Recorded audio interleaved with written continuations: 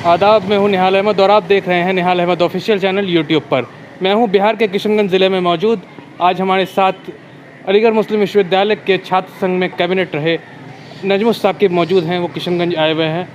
इसी उपलक्ष्य में मैं बात करना चाहूँगा इनसे बिहार चुनाव को लेकर, और ये जानने की कोशिश करेंगे कि आखिर वो बिहार की कौन सी समस्याएँ हैं जिनसे जनता दो चार होती है, और किन समस्याओं को ये देखे हैं अपने से, और किन समस्याओं का निदान ये चाहते हैं, और बिहार चुनाव पर और उससे संबंधित वो कौन सी बातें हैं, वो कौन सी राय है जो ये रखते हैं। तो आइए बात करते हैं नजमुस साकिब से, जो अलीगढ़ मुस्लिम विश्वविद्यालय के छात्र संघ में कैबिनेट रह चुके हैं। बहुत बहुत शुक्रिया आपका निहाल अख्तर साहब और निहाल अहमद। मैं आपका तहे दिल से मशहूर व ममनून हूँ।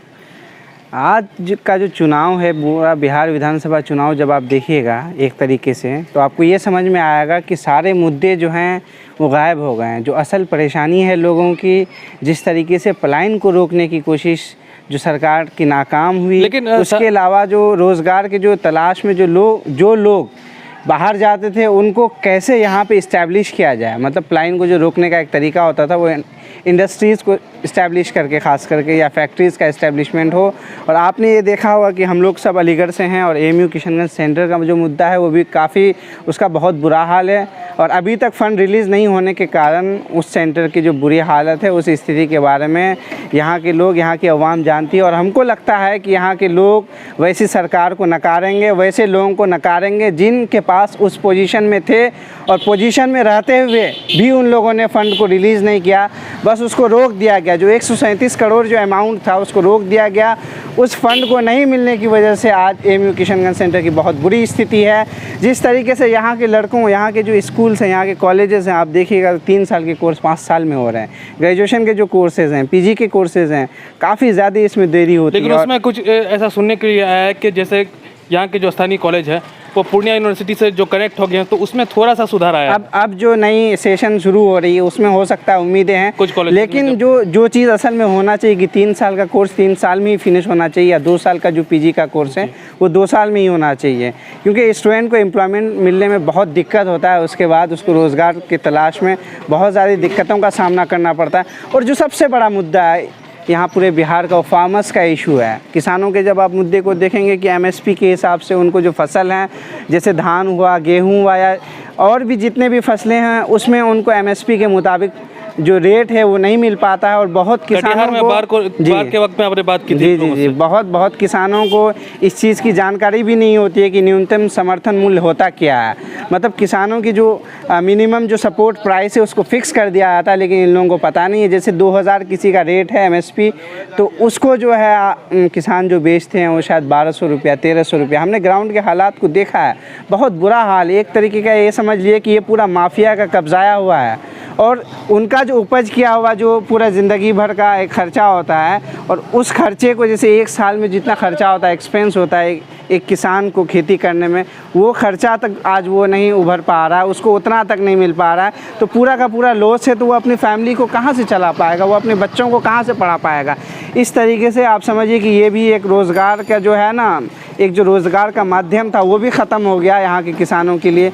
उसके अलावा स्टूडेंट बहुत सारी परेशानियों का सामना करना पड़ा। उससे ज़्यादा आप जो सीमांचल के हालात देखेंगे, आप किशनगंज की बात कर रहे थे, तो एएमयू किशनगंज के लिए मैं कहना चाहूँगा कि वो कौन सी स्थितियाँ जो जिम्मेदार है।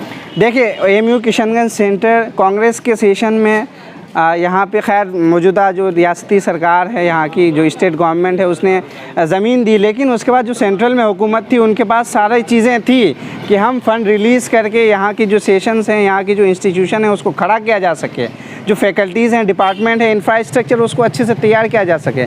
लेकिन इन सब चीज़ों को रोक दिया गया। आप इस तरीके से मानिए कि सरकार नहीं चाहती है कि सीमांचल में बच्चे पढ़ें, और जब पढ़ेंगे तो वो सोचेंगे कि सरकार क्या क्या नहीं कर रही है, कौन कौन से उसके फंडामेंटल राइट्स हैं, उनके प्रोजेक्ट्स में क्या क्या चीज़ें हैं, क्या क्या होनी चाहिए, और क्या क्या आगे जो सुविधाएं उनको नहीं मिल रही है, उसके लिए वो सवाल निशान नहीं खड़ा कर पाएंगे। इसलिए उनको पढ़ने से महरूम रख दिया जा रहा है। तो शिक्षा का स्तर आपको लगता है कि सीमांचल में जो होना चाहिए, लोगों के अंदर अगर बेदारी होती, लोग अगर क्वेश्चन कर रहे होते, तो शायद कुछ अच्छा हो सकता था। जी, क्वेश्चंस बहुत, अगर आप क्वेश्चन पूछेंगे तो और भी लोग जानेंगे कि हमारे ये फंडामेंटल राइट हैं। उससे उन जनता के जो पोस्ट, जो लोग इलेक्टेड रिप्रेजेंटेटिव चुन के जाते हैं उन लोगों की जो जिम्मेदारी है, उन लोगों की जो रिस्पॉन्सिबिलिटी है, वो रिस्पॉन्सिबिलिटी पर नहीं खड़ा होता रही है। ये पूरा का पूरा आप देख रहे हैं जो उनका जो कार्यकाल होता है, और उससे पहले इलेक्शन से पहले जिन मुद्दों को लेकर के वो 5 साल का जो पूरा टेन्योर होता है, उसके लिए जो इलेक्शन लड़ने के लिए जैसे एजेंडा होता है या पोर्टफोलियो कहिए, तो वो पोर्टफोलियो जो 5 साल का वो तैयार करते हैं इलेक्शन से पहले, उसका मुझे नहीं लगता है कि 10% भी वो कंप्लीट कर पाते हैं। आपने देखा अलग अलग अलायंस बन के, अलग अलग फ्रंट बन के यहाँ पे जो लोगों को बेवकूफ़ बनाया जा रहा है, क्योंकि आपने देखा 15 साल राजद रही, 15 साल उससे पहले कांग्रेस रही, सब ने भाई हम ये पूछना चाहते हैं कि आपने भी अपने सरकार में क्या किया, और उसको बेसिस बना करके आप वोट क्यों नहीं मांगते हैं? सिर्फ आप वोट आप मांगते हैं इस बेसिस पर कि हम बीजेपी को हराएंगे। आप बताइए आपके क्या मुद्दे हैं? आपने अपने 5 साल या 10 साल 15 साल में, पिछले 15 साल में आपने क्या किया? मतलब राजद ने या कांग्रेस ने भी क्या किया? वो भी अपनी जो काम है उसको गिनाया, उसको गिना करके वोट ले, तब तो लोग वोट करेंगे उनको। सही में उन लोगों के पास कोई ऐसा काम नहीं है जो दिखा सके कि हम वोट ले सकें जनता का। तो आप ये कहना चाहते हैं कि उम्मीदों पर कोई भी अपने घोषणा पत्र पे पूरी तरीके से खड़े नहीं उतरते?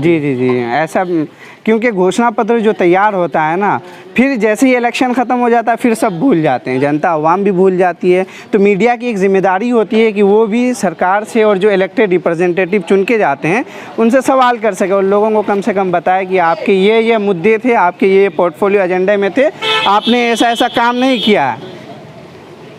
तो आप अलीगढ़ मुस्लिम विश्वविद्यालय के छात्र रहे हैं और वहाँ की राजनीति में भी आपने हिस्सा लिया, कैबिनेट के चुनाव पर आप लड़े और कैबिनेट का पद आपने जीता, चुनाव जीता। मैं ये कहना चाह रहा हूँ कि आज के समय में कुछ ऐसे अलीग्स हैं जो विधानसभा में चुनाव में उतरे हुए हैं, इस मामले में आप क्या कहना चाहेंगे? और अलीगढ़ से जो लोगों का जो अब थोड़ा सा गैप हो गया था कि वो मेन स्ट्रीम राजनीति से थोड़ा सा दूर थे, वो नहीं निकल के बहुत सारे लोग आ रहे थे, तो अब जिस तरह से एक नया दौर शुरू हो रहा है ऐसा लग रहा है, तो इस चीज़ को आप किस तरह देखते हैं? देखिए, एक बहुत बड़ा गैप था, ड्यूरेशन था कि अलीगढ़ मुस्लिम यूनिवर्सिटी की जो छात्र संघ थे वहाँ से लोग जो है मेन स्ट्रीम पॉलिटिक्स में नहीं आ रहे थे।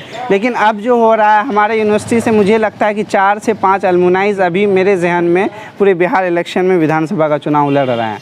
तो उन लोगों के लिए एक बहुत बड़ा मौका है, ख़ास करके वो यंग लोग हैं, वो नौजवान हैं और उनके पास अलग अलग मुद्दे हैं, और हमें लगता है कि वो अपने मुद्दों को लोगों को समझाने में कामयाब भी होंगे इंशाल्लाह।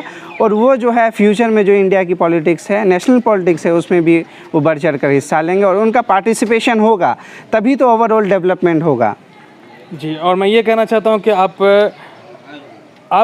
कल को क्या भविष्य में इस राजनीति में हिस्सा ले सकते हैं क्या?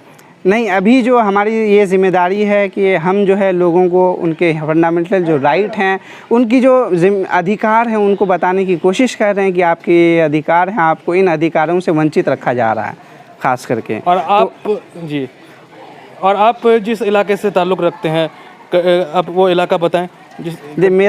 मेरा जो क्षेत्र है वो कटिहार का एक बहुत ही पिछड़ा हुआ क्षेत्र है, पिछड़ा हुआ भी क्षेत्र है, क्योंकि फ्लड जो है इस बार आप देखा कि 8 बार वहाँ पे पहुँच चुका है। मतलब लोगों के घरों को, लोगों के फसल जो है वो तबाह बर्बाद हो गए।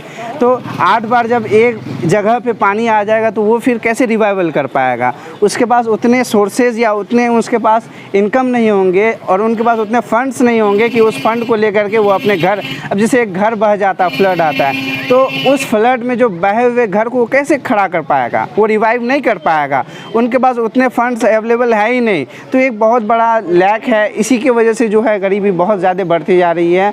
और इसमें जो है जैसे आपने देखा कि दूसरे जो स्टेट हैं, केरला में भी फ्लड आता है और वहाँ पे किस तरीके से सरकार मदद करती है, और बिहार के इस क्षेत्र में जो सीमांचल क्षेत्र है वहाँ पे फ्लड आता है, उसमें सरकार क्या क्या देती है आपने देखा सारा चीज़, कितने फंड्स दे रही है गवर्नमेंट।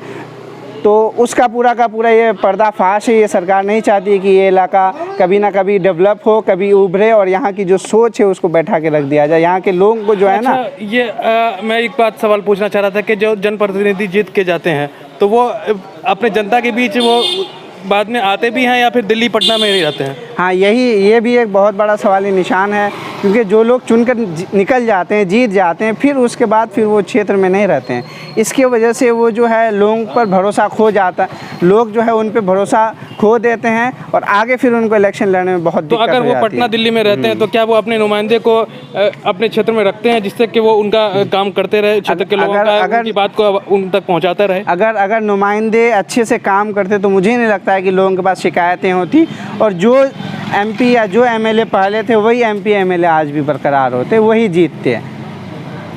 तो आपको लगता है कि अगर जो 2 टर्म 3 टर्म इस तरह से जो कई इलाकों में होता है, तो अगर वो नए लोगों को मौका देते हैं वहाँ के लोग, तो कुछ बेहतर हो सकता है, नए जी। लोगों को साबित करने का मौका मिलेगा और पिछले जो लोग रहे उनको भी एक चुनौती मिलेगी कि वो अपनी सत्ता को किस तरह से बरकरार रख सकते हैं? ये एक तरीके का आप ये समझ लिए कि पहले मोनोपोली होता था, अब जो है बहुत ये कंपटीशन टाइप का समझ लिए, उनके पास बहुत सारे कंपटीटर हैं।